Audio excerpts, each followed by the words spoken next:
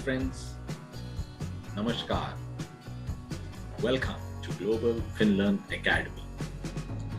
दोस्तों, आज के सेशन में हम एक combination of moving averages, support and resistance, इसको कंबाइन करके किस तरह से ट्रेड करना है इसके बारे में हम सीखेंगे। तो चलते हैं चार्ट्स की ओर। तो जैसे आप इस चार्ट में देख सकते हो, चार्ट काफी ऊपर नीचे जा रहा है। तो जब भी चार्ट्स आपको इस तरह से दिखता है तो आप कंफ्यूज हो जाते हो कि ट्रेड कैसे करना है। तो सबसे आसान तरीका यह है कि पहले आपको आइडेंटिफाई करना है ट्रेंड। ओके, सो सबसे पहला तरीका ट्रेंड आइडेंटिफाई करने का है, आपको वहां पे 200 डे मूविंग एवरेज को डालना है, कुछ इस तरह से।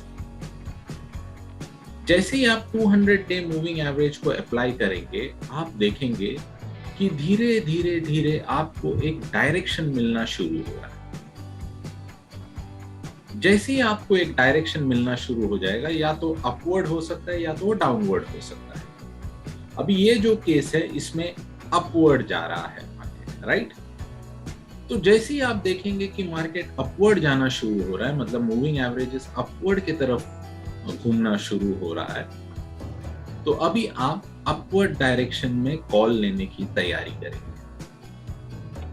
जब तक मार्केट अपवर्ड डायरेक्शन में जाता है, तब तक मार्केट ऑलरेडी एक लोअर लो बनाया होता है, मतलब लोअर लो, हायर हाई, उसके बाद में लोअर लो, फिर हायर हाई। ये 4 स्टेप मार्केट ने ऑलरेडी इस वक्त तक कर चुका है।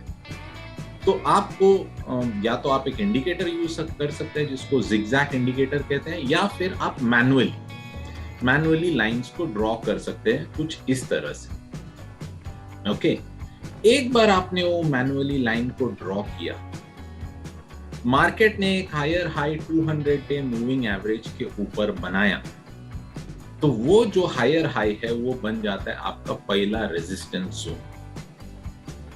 अभी आपको इंतजार करना है। अब एक बार मार्केट उस रेजिस्टेंस जोन के ऊपर जाता है, उसको ब्रेक करता है, अब आपका शिकार करने का टाइम नजदीक आ रहा है। जब वो प्राइस वापस से ऊपर जाके एक नया रेजिस्टेंस बनाता है और उसके बाद में फिर से नीचे आता है, और उस पुराने रेजिस्टेंस को जिसको उसने ब्रेक किया है, वहां पे आके जब वो एक सपोर्ट लेता है, वो एरिया बनता है आपका बाइंग एरिया। और हमेशा दोस्तों, मैं हमेशा कहता हूं, कोई सपोर्ट लाइन या रेजिस्टेंस लाइन नहीं होता, support area and resistance area होता है। ये जो पुराना रेजिस्टेंस एरिया था, अब बन गया है सपोर्ट एरिया। जब वो मार्केट वहां पे टच करता है और एक बढ़िया सा कैंडल ऊपर की तरफ देता है, तब आपको बाय ट्रेड एग्जीक्यूट करना है। और आप देखेंगे कि जब आप ये बाय ट्रेड को एग्जीक्यूट करेंगे, तब कितनी अच्छी तरीके से ये मार्केट आपके डायरेक्शन में जाता है।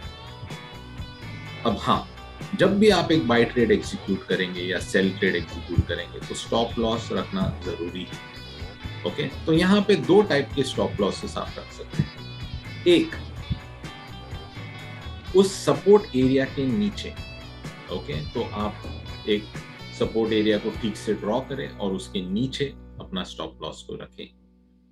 दूसरा, अगर आपको लंबा स्टॉप लॉस रखना है तो 200 डे मूविंग एवरेज के नीचे रखें, स्टॉप लॉस को सेट कर सकते हैं। तो दोस्तों, ये एक सिंपल तरीका था जिसमें आपने 3 चीजों को, 2 नहीं 3 चीजों को आपने यूज किया।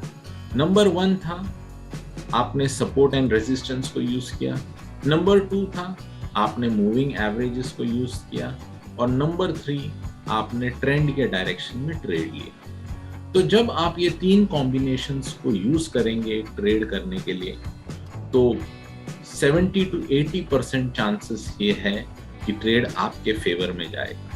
तो दोस्तों, देखा आपने ट्रेडिंग करना कितना आसान है।